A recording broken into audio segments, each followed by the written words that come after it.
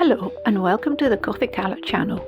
This video is a sewing tutorial for beginners which will show you 3 ways of finishing the edge of a lightweight fabric scarf, so you can choose the way you want to hem your scarf depending on the tools and materials you have.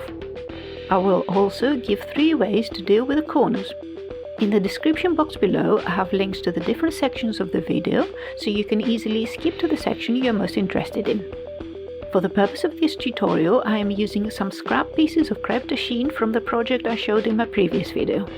Crepe is a lightweight and relatively springy fabric that can be tricky to use. There are of course lighter and finer fabrics that can be used to make a scarf, but I thought the crepe was a good option for the purpose of this tutorial.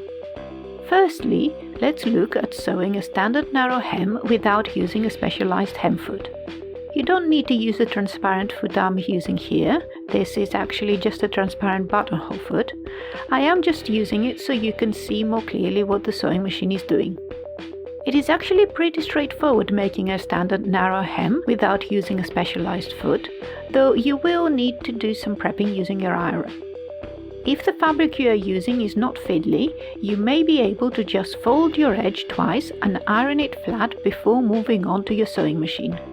If your fabric tends to shift a lot, however, which can happen with lightweight fabrics, it can be easier to start by doing a stabilizing stitch close to the raw edge of your fabric first. So you can start by doing a straight stitch parallel to the raw edge, as you can see here. If you find that your fabric tends to get pulled into the sewing machine because it is very fine, one way to counteract this is by keeping the fabric taut as it feeds through the sewing machine. Hold the back and the front of your fabric along the grain line so you don't distort the shape firmly in your hands, but allow the fabric to feed through your sewing machine at the speed the feed dogs pull it through. It is important not to fight against the sewing machine. Once you have sewed through your straight stitch, take your fabric to your ironing board. Use the stitch as your guide, fold the fabric over and give it a press. If you want your hem really narrow, you can then cut off any excess fabric from the edge before folding your hem once more. Press the second fold into position with your iron as you did with the first fold. Now you can take your fabric back to your sewing machine to sew up your hem. Again, if your fabric tends to get pulled into the sewing machine, try keeping the fabric taut as mentioned earlier. By the way, if the fabric still gets pulled into the sewing machine, it may be that your needle has become blunt, so you would be best to replace it with a fresh one. Alternatively, you may need to switch to a thinner needle altogether. Next, let's talk about the narrow hem foot.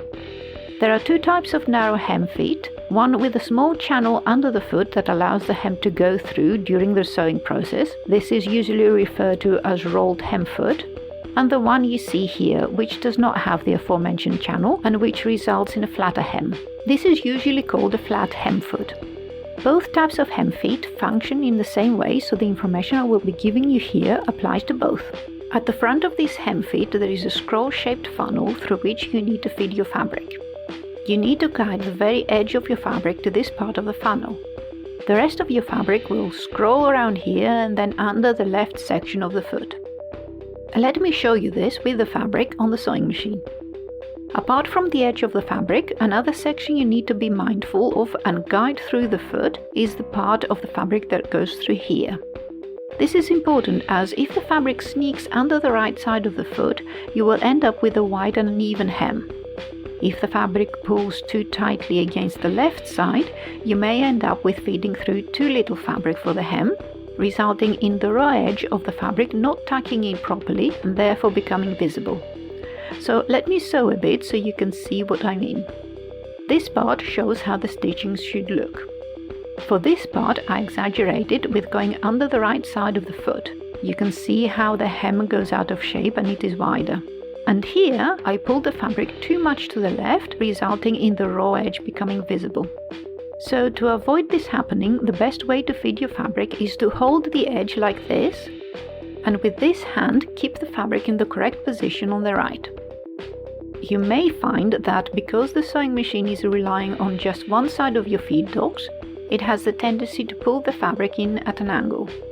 In this case, you may need to counteract this by feeding your fabric slightly pulling towards the opposite direction from where it wants to go. Try not to overcompensate when doing this.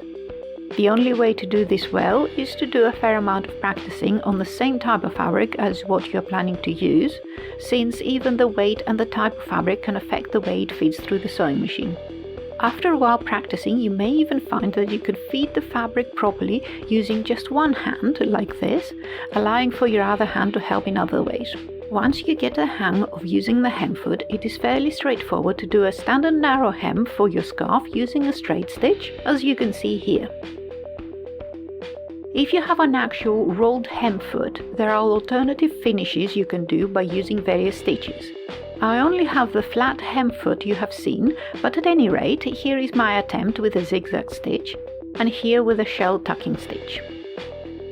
They don't really look as neat as when using a rolled hem foot. That is because the funnel and the groove on a rolled hem foot are usually closer to the center of the foot, while on my flat hem foot they are a bit towards the right, or towards the left if you're looking at it upside down, meaning that the zigzag part of the stitches cover more of the fabric edge than the hem fold. Anyway, if you have a rolled hem foot, you can experiment with the different stitches you have on your sewing machine to see what other finishes you can achieve. Now let's look at a different way to finish your scarf edge. For this you will need your zigzag stitch, and it involves embracing a more rough and artsy look for your scarf. Use a relatively long and narrow zigzag stitch and allow the tension of the sewing machine to pull the edge of the fabric together. Again, it would be best to experiment with your fabric to see if it lends itself to this finish and what stitch length and width looks best for your fabric. As the raw edge is not properly tucked into the hem, there will be some threads visible, but that is the nature of this finish. Alright, let's talk about the corners of the scarf. If you're going to do a narrow hem, then regardless of whether you use a hem foot or not, I recommend you start your scarf sewing project by prepping your corners. If you are not using a hem foot and you need to do a stabilizing stitch close to the edges of your scarf, then start with that first, then press your hem with your iron and then move on to your corners before sewing up the hem. The usual way to do the corners when finishing with a narrow hem is by folding them into squares. So start folding one side of your scarf edge to the hem size you need. If you're using a hem foot, you will need to be precise with measuring the folds you make so they match those made by your hem foot, and pin close to the corner. Then fold the hem on the next edge in the same way and pin your corner to temporarily keep it in place. Then I recommend you take some thread and tack the corner into position. Don't trim your thread as you will need it. Do the same with all your corners. Press the corners with your iron so that they feed easily through the sewing machine. You will start by sewing one corner down. If you're using the hem foot, you may need to start by using it as a standard foot, but make sure you're sewing as precisely as possible on the same position as where the stitch is going to be once you pull your fabric into the funnel of the foot. Use the threads to keep the fabric taut so the corner doesn't get pulled into the sewing machine. Pause before the next corner with the needle down and lift the foot in order to pull the fabric out of the funnel of the foot. Adjust the fabric so that the hem sits properly, lower the foot and continue sewing. Pause at the corner with the needle down and after lifting the foot, turn the fabric 90 degrees, again making sure your stitching is going to go at the right point of the hem. Use the threads as you did before to help with the corner going through the sewing machine without getting pulled into it. Continue as you did when you started. Here is a finished square corner.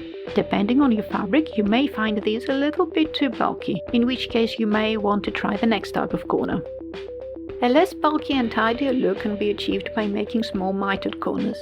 This is rather fiddly and does require a fair bit of precise prepping. Firstly, fold the fabric as explained with the square corners and press with an iron. Unfold and pull the fabric out before folding the corner diagonally, matching the sides as you can see here. Using the corner of a square or quilting ruler and putting one side along the diagonal fold, mark the other side of the corner on the fabric. This is where you need to sew to close your miter corner, but don't go all the way to the edge of the fabric, only go up to halfway. You can do this on your sewing machine, or if your hem is very narrow, you may find it quicker and less fiddly to sew it by hand. Keep the ends of your threads as you will need them to keep the corners from getting pulled into the sewing machine, as shown with the square corners. So now you can cut the excess fabric off the corner and turn your miter the right way out. Here you can see I thread the ends of the thread into the corner and out to the outside. You may wish to press your corners with the iron again to help them keep the correct shape. Then you sew the edges of your scarf as described earlier with the square corners.